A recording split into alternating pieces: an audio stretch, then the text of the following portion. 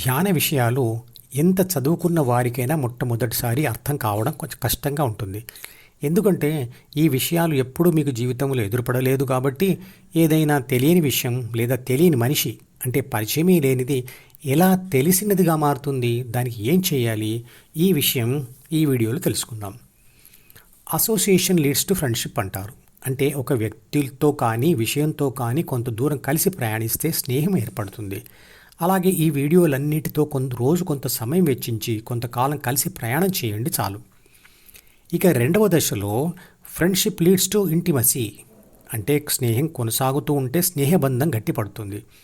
అలాగే అనవసర విషయాలతో యుద్ధం చేసి వదిలించుకొని తెలియని విషయాన్ని తెలుసుకోవాలని ఆసక్తి మరియు పట్టుదలతో తెలుసుకోవాలనుకున్న విషయాన్ని పదే పదే చదవాలి, అంటే మననం చెయ్యాలి. మరియు నిజ జీవితంలో ఎదురుపడే అన్ని అంశాలకు చదివిన విషయాన్ని ఆపాదించాలి, అంటే అప్లై చేయాలి, ప్రశ్నించాలి, సమాధానం కోసం వెతకాలి. భగవద్గీత చదువుతూనే అందులో సూచించిన విధంగా ధ్యానం చేస్తూ ఉండాలి. అప్పుడు కొంతకాలంలోనే ఈ విషయాలన్నీ అనుభవంతో తెలుసుకోబడతాయి. అప్పుడు నేను చెప్పిన విషయాలన్నీ నిజమని మీరు ఒప్పుకుంటారు. దీనిని అందరికీ వివరించే శక్తిని కూడా పొందుతారు. ధ్యాన కోరికను అడ్డుకునేవి జ్ఞాపకాల పుస్తకంలోని ప్రాపంచిక కోరికలు. అవి మిమ్మల్ని ఈ మిగిలిన పనులన్నీ పూర్తి చేసిన తర్వాతే ధ్యానం చేస్తాను అని మీతో అనిపిస్తాయి. అలాంటి వాటితో యుద్ధం చేసి వాటి నుండి విడిపించుకొని ఒంటరిగా కూర్చొని 5 అనుభవాలు కలిగించే దారులన్నీ, అంటే 5 జ్ఞానేంద్రియాలు మూసివేసి, అంటే కళ్ళు మూసుకొని బయట శబ్దాలు తెలియకుండా అర్థం లేనటువంటి సంగీతం, అంటే ఇన్స్ట్రుమెంటల్ మ్యూజిక్ పెట్టుకొని రుచి వాసన స్పర్శలు లేకుండా చూసుకొని ఏబిసి, అంటే ప్రాపంచిక ఆత్మ, డిఈఎఫ్ దారిని వదిలి ధ్యాన కోరిక జి ద్వారా హెచ్, అంటే హృదయం మీద ధ్యాస పెట్టే ప్రయత్నం చేస్తూనే ఉండాలి. ఏబిసికి పరిచయం లేని లేదా అలవాటు కాని హృదయం ఒకవైపు, పుట్టినప్పటి నుండి ఆత్మతో ఉంటూ పెరుగుతూ ఆత్మకు అలవాటైన డి మరోవైపు ఉన్నప్పుడు ఏబిసి ఎటువైపు మళ్ళుతుంది?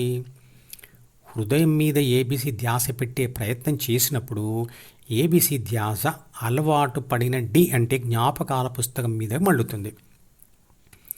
హృదయస్థానం మీద ధ్యాస పెట్టి చాలాసేపు ఉండడం కష్టం. అది ఒక తెల్లటి గోడ మీద ధ్యాస పెట్టినట్లే ఉంటుంది. ఎందుకంటే మనకు నిరంతరంగా కదులుతున్న లేదా మారుతున్న వాటి మీద ధ్యాస పెట్టడమే అలవాటైంది కదా. అలా మారుతున్నవి బాహ్య ప్రపంచంలోని విషయాలైనా మనసులోని విషయాలైనా ఆత్మకు తేడా పడదు.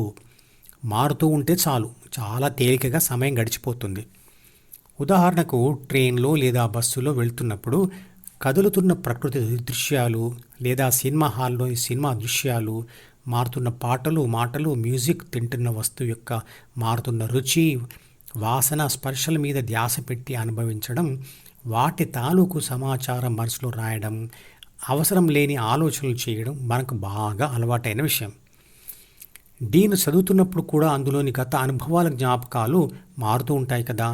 అందుకే పని ఏమీ లేనప్పుడు ఒంటరిగా కూర్చొని గంటల కొద్దీ ఆలోచిస్తూ సమయం గడపడం చాలా తేలికైన విషయమే. కానీ ఆ అలవాటు మానసిక ఒత్తిడికి దారితీస్తుంది.